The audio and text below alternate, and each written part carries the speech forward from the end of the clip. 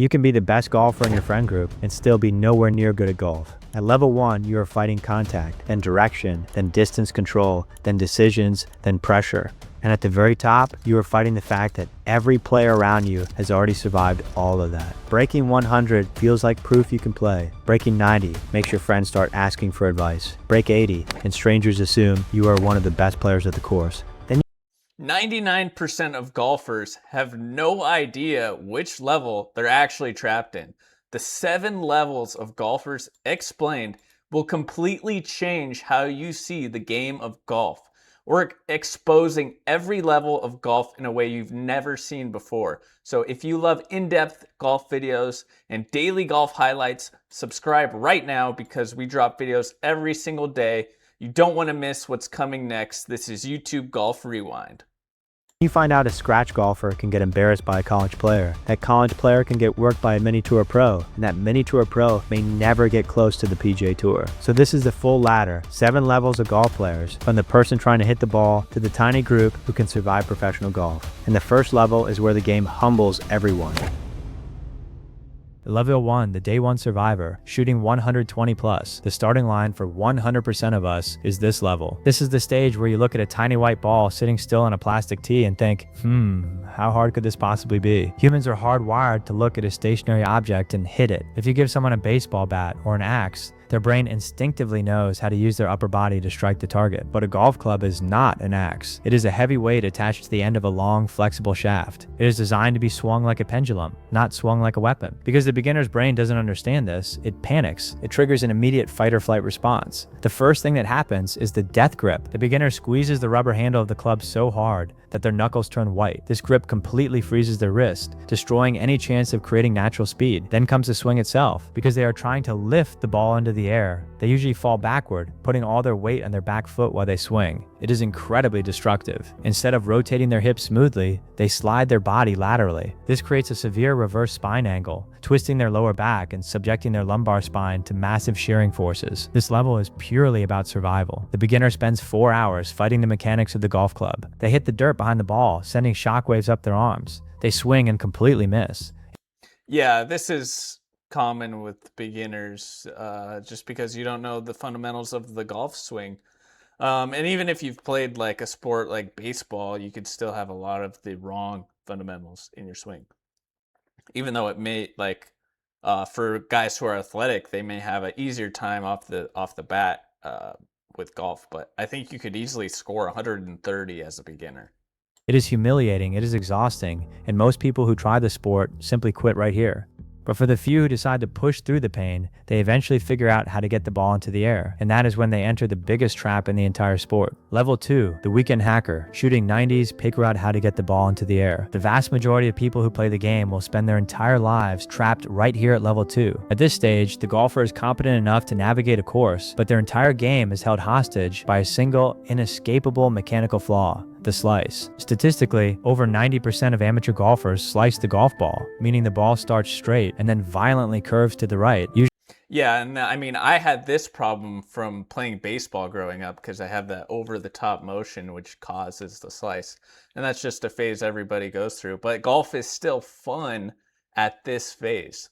You go out with your buds on the weekend and play a round of golf. It's a good time. But yeah, like you said, you're stuck in the 90s because you can't figure out your slice. Usually flying straight into the woods or a water hazard. Even though they have stopped completely missing the ball, the level 2 golfer still believes that power comes from their upper body. When they pull the club back, their brain screams at them to hit it as hard as they can. So to start their downswing, they immediately fire their shoulders and throw their arms at the ball. Instead of sweeping the ball from the inside, the club head cuts aggressively across the golf ball from the outside in. To make matters worse, because they are gripping the club so tightly, the club face is wide open at impact. This out-to-in path, combined with an open face, creates sideways spin. To escape this level, the golfer has to swallow their pride and realize their upper body strength is actually destroying their game. Level 3. You do have to swallow your pride because the only one hitting the golf ball is you. You are making the swing on it, so everything that you are doing is contributing to the outcome of the shot, and you have to get over that to get to the next level. The mid-handicapper, shooting 80s. To finally break 90 and reach level 3, the golfer goes through an awakening. They realize that hitting a 300-yard drive is completely useless if it takes them 4 more shots to get the ball in the hole. This is the level where the game transitions from a survival exercise into a strategic pursuit. The focus shifts entirely away from hitting bombs off the tee and pivots to the short game. To shoot in the 80s, a player only really needs 3 tools: a 230-yard drive that stays in play, a reliable wedge from 100 yards, and the ability to chip the ball close to the hole from the rough. But level 3 introduces a brand new nightmare. In an effort to fix their slice, the mid-handicapper spends months watching YouTube videos and practicing. They finally learn how to release their hands and close the club face. But because their swing path is still inconsistent, they develop what is known as the two-way miss. This is the most terrifying place to be on a golf course. At level 2, you knew you were going to slice it right every single time, so you could just aim left and plan for it. At level 3, you are good enough to hit a beautiful drawing shot down the middle of the fairway, but you're still inconsistent enough that your hands might flip over too fast, causing a diving hook to the left, or you might block it, sending it flying out of bounds to the right. When a level 3 golfer steps onto a tight tee box with water on the left and trees on the right, their brain panics. They have no idea which way the ball is going to go. To survive this stage, the player learns course management. They stop aiming at the flag. They stop trying to hit hero shots over tall trees. They learn to swallow their pride, aim for the fat. Yeah, one of the biggest things that helped me shoot in the 80s was on those narrow fairways, putting the driver back in the bag and maybe even hitting a hybrid, because I know that I hit my hybrid straight, but my driver, I could have just a straight left miss, or every once in a while the big massive slice will come out. So you do have to you do realize that to shoot in the 80s you have to hit it straight. Part of the green and accept a boring bogey instead of risking a catastrophic triple bogey. But course management will only take you so far. To drop those next 10 strokes, you have to cross the most unforgiving gap in the entire sport, which brings us to level 4, the scratch golfer, shooting 72/par. To the average person, a scratch golfer looks like a magician. Most weekend players assume that to shoot a 72, you have to be making 5 or 6 birdies every single round. The gap between shooting an 82 and shooting a 72 is entirely based on the eradication of the double bogey. Statistically, a true scratch golfer averages 0.27 double bogeys per round. They simply do not make catastrophic mistakes. If they hit a bad drive, they punch out sideways, hit the green, and take their medicine. But the real separator at level 4 is physical. This is where the biomechanics of the swing finally align into what is called the kinematic sequence. The scratch golfer has completely unlearned the bad habits of level 2. They no longer swing with their arms and shoulders. Instead, they generate all of their power from the ground up. When they start their downswing, their sequence fires in a perfect chain reaction. First, they push their weight into the ground. Second, their hips rotate toward the target. Third, their torso turns. Fourth, their arms drop into the slot. And finally, the club head snaps through the ball like the crack of a whip. Because the arms and hands are completely passive, doing almost nothing but holding the club, the swing becomes incredibly repeatable. They aren't trying to manipulate the club face with their wrists. They are simply turning their body and letting physics do the work. They hit 12 to 14 greens in regulation every single round. They are a machine, but even a machine isn't ready for the professional ranks. Yeah, I think it's going even as the levels go up. It's the difficulty is harder to pass. Like, I personally am not a scratch golfer because I do double bogey quite a bit, because my swing is just not as consistent as a scratch golfer. Level 5, the elite amateur +1 to +4 handicap. At level 5, the entire paradigm shifts. You are no longer trying to shoot even par. You are actively trying to shoot under par every time you tee it up. You have a plus handicap, meaning you actually have to give strokes back to the golf course. At this tier, a perfect kinematic sequence is the bare minimum requirement to even step onto the driving range. Everyone here has a beautiful golf swing. So what separates them? Raw, explosive physical speed. To compete at the Division I college level or the elite amateur circuit, you have to break the speed barrier. The courses are stretched out to 7,400 yards. If you hit your driver 260 yards, you will be left behind, forced to hit long irons into greens while your competitors are hitting short wedges.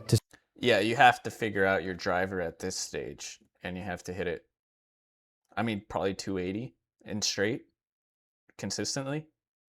Survive level 5, players have to generate clubhead speeds of 115 to 125 miles per hour. This requires grueling physical conditioning. These athletes spend hours in the weight room doing heavy squats and deadlifts. They train their nervous system to fire fast twitch muscle fibers at maximum capacity. But the hardest part of level 5 isn't the physical training, it is the psychological crisis known as the local god syndrome. For their entire lives, these players have been the undisputed best golfer in their hometown. When they show up to their local country club, people stop hitting balls just to watch them practice. They are a big fish in a small pond, but the moment they arrive at a massive national tournament or a Division I college roster, they experience a brutal ego destruction. They look down the driving range and see 50 other kids who hit it just as far, putt just There's always a bigger fish.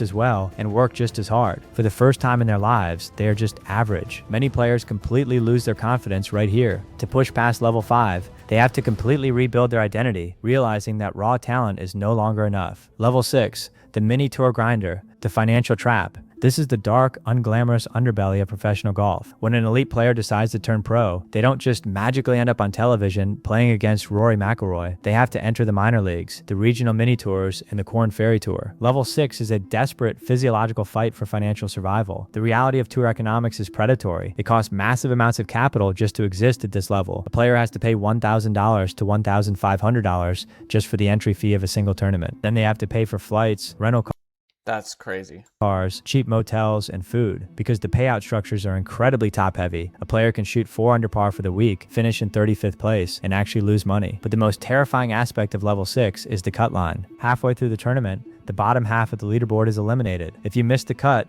you make absolutely $0 for the week. This introduces a level of stress that lower-level golfers cannot even comprehend. At level 4 or 5, you are playing for a plastic trophy or a college scholarship. At level 6, you are planning to pay your rent. Imagine standing over a downhill, breaking 4-foot putt. If you make it, you make the cut and win a $3,000 check, which allows you to put gas in your car and drive to the next state to Yo, that's insane imagery.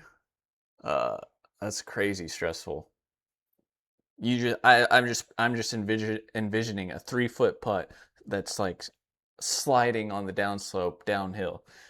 If you miss it, you don't get paid. keep your dream alive. If you miss it, your bank account hits 0 and you have to go home and get a normal job. Your heart rate spikes to 140 beats per minute. Your adrenal glands flood your bloodstream with cortisol. Your hands shake. The pressure to survive financially literally alters your brain chemistry. Only the players who can execute a perfect, fluid kinematic sequence while their nervous system is in full-blown panic mode will ever make it out of level 6. Level 7, the PGA Tour Apex, the 0.001%. This is the rarefied air, the absolute apex predators of the sport. By the time a player reaches the PGA Tour, they possess optimized biomechanics that border on the unnatural. The raw statistics required to survive out here are staggering. From 200 yards away, the length of 2 full football fields. A PGA Tour player will consistently land the golf ball within 35 feet of the hole. If they are 100 yards away, they will drop it within 15 feet. But it is not their swing that makes them part of the 0.001%. It is their psychology. When a normal person plays golf, their internal monologue is screaming at them. They look at the water hazard, they worry about the wind, they think about the mechanics of their elbow. A PGA Tour pro has trained their brain to bypass conscious thought. They shift the entire complex movement of the golf swing into the subconscious. To do this, they utilize a neurological trick known as the quiet eye. When an amateur putts, eye tracking technology shows their eyes darting rapidly around the green,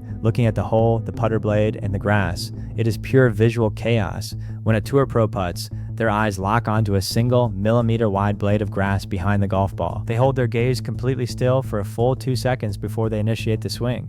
This prolonged visual fixation actually calms the motor cortex of the brain. It mutes the external distractions. They step up to the ball and just hit it. They do not hope the ball goes in the hole. They simply execute the physics required to make it happen. So the next time you are standing on the first tee box, breathing through a wave of panic and trying to remember 12 different swing thoughts at the same time, take a deep breath. Whether you are currently trapped in the white-knuckle death grip of level 1, trying to survive that agonizing weekend slice at level 2, or losing your mind over the two-way miss at level 3, you are playing the exact same sport as the apex predators at level 7. The rules don't change. The physics of the ball don't change. The only real difference between you and a PGA Tour pro is the conversation happening inside your own mind. Wow. So there you have it, folks. The 7 types of golfers explained. Where do you sit in these 7 levels? So if you love in-depth golf highlights, in-depth golf knowledge. Hit subscribe because we are dropping videos every single day on YouTube Golf Rewind, and we'll see you in the next one.